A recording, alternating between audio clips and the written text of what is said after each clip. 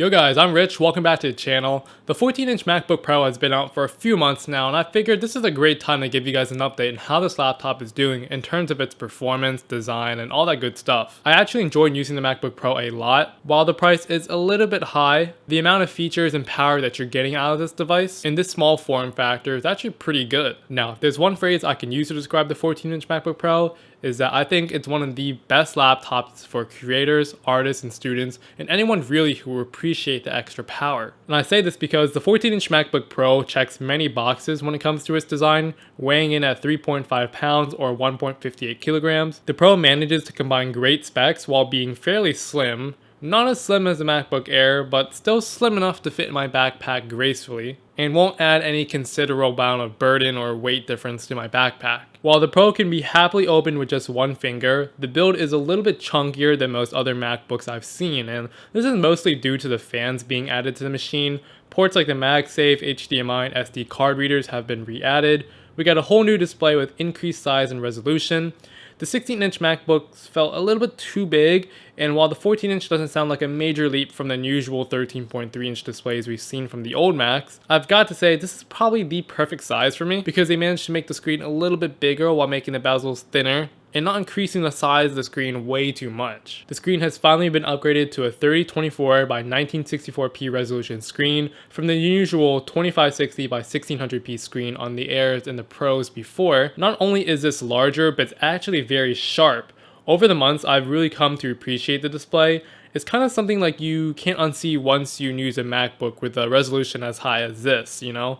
You also do get the added 120Hz refresh rate, which feels great when you're scrolling across the user interface. It makes everything look buttery smooth, fast, and snappy. Everything about the screen looks beautiful here. You know, consuming content on YouTube, Netflix, and just surfing around the web looks great. When I get into photo editing like Adobe Lightroom and Photoshop, the colors are very accurate and vibrant. The details on here are very, very sharp. And then when I do schoolwork on this laptop, where I'm scrolling through a bunch of pages of text and whatnot, the Pro manages to make it seem really enjoyable because of that screen. It just makes it look like it's very premium, high-end, bright, fluid, and sharp. And that's something to be proud of after a few months of using the MacBook Pro. Now, unpopular opinion here, I kind of actually like the notch. Now, wait, before you guys go down in the comments and start setting fire to the rain, just hear me out. I think the notch looks kind of cool. Now, I can see how it helps make the bezels around the screen thinner. So I find it really cool that they do that. And every time I do full screen my applications, you can see the black bar just swipe over and then make itself one with the whole screen and webcam. And come on, I think that's pretty advanced programming, but I digress. The keyboard feels nice as ever. I think these feel a little bit deeper than my MacBook Air. Like, it's a subtle improvement, and in my opinion, a little bit more enjoyable to type on this because of those deeper travels. The touchpad feels relatively the same. Speakers are nice and vibrant, just as vibrant as the MacBook Air, but with a little bit more pop, a little bit more kick because of that bigger body. And overall, it's still nice to see the ports back on the MacBook, especially the MagSafe and SD card readers. Like, these ports were very essentials for creators like me. So, you know, when Apple brought it back, you know, I am very happy that they did this. I'm glad history repeats itself, but let's move on to the performance. The performance coming out of the M1 chip is still pretty amazing. As a college student, this is kind of overkill for most people. And since you know that the Pro 14-inch is around $2,000 just for the base model, this is a pretty hefty investment. After 5 months, the Pro 14-inch still remains the quickest, most fluid, and fastest MacBook to date. And as a health information management student, I spend a lot of time researching and browsing the web for articles, statistics, and information. Most of these times, the work is usually done on Google Chrome, which is known to be a CPU and RAM intensive app. Chrome usually takes about a gigabyte to run across a few tabs, and while that might not seem like a lot, when you pair this up with a video editor or some content playing in the background, the load can add up really quick. And that's something I kind of realized on the MacBook Air is that it starts to hit the ceiling pretty fast, especially on the days I'm doing some intense work, like I need to edit videos as well as having a few other tabs open in Google Chrome and then maybe an editor on the side. The MacBook Air kind of struggles just a little bit. The 14-inch MacBook Pro, however, manages to chug through all the information and more. Additionally, when I edit 4K clips and have a larger timeline on here, the fans will occasionally start to rev up. It might get a little bit noisy here and there after a few hours of usage. It only really starts to bother me when I do those intense type of work, but the rest of the time when you're just browsing the web, watching some stuff and whatnot, it remains relatively cool and quiet. As for the specs, it's got an 8-core CPU, 6 of which are the performance cores, and 2 of them are saved for efficiency, and a 14-core GPU. This can support up to 32 gigabytes of unified memory, which again is a lot.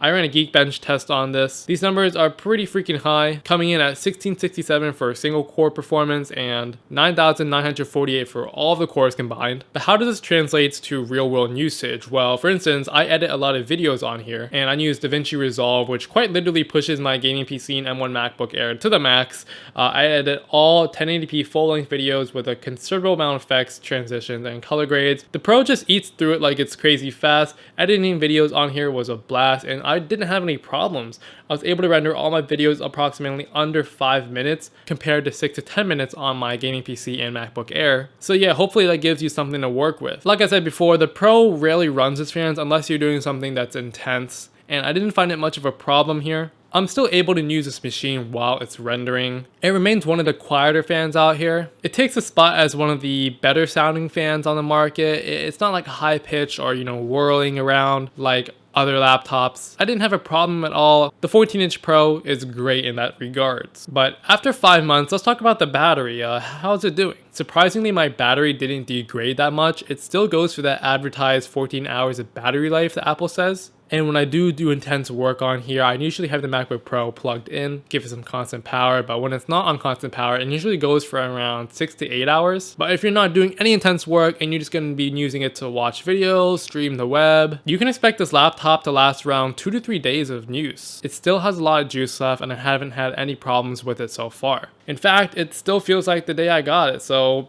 if you're worried about battery life, just know it's a thumbs up from me. But anyways, it seems like Apple has finally come to their senses and gave us a MacBook that we deserved. This, in my opinion, definitely earns the title of a MacBook Pro. Not the MacBook Pro that we got last year that was priced around $1,299. All of the ports on here make sense. I'm glad they brought it back. The keyboard and design feels very superior, very premium. It does feel like you're getting your money's worth here at $2,000. The notch, it doesn't bother me anymore. I don't think people really talk about it as much as they used to when they first released it. I think it's really neat as far as it's showing its software capabilities. But the power coming on the M1 chip on the 14-inch Pro, very, very fast. It's here to stay. It's here to stay for a long time. I don't think it's going to slow down at any rate in the next 5 years. MacBooks tend to usually last for a very, very long time. But anyways, that's my 5 months update on the 14-inch MacBook Pro. Let me know what you guys think. Do you own the 14-inch MacBook Pro yourself? Are you looking at getting one? Are you wondering how it is? Any questions? Just leave them down in the comments below. Talk to me. I want to hear what you guys are thinking about, what you guys are talking about, all those good stuff. So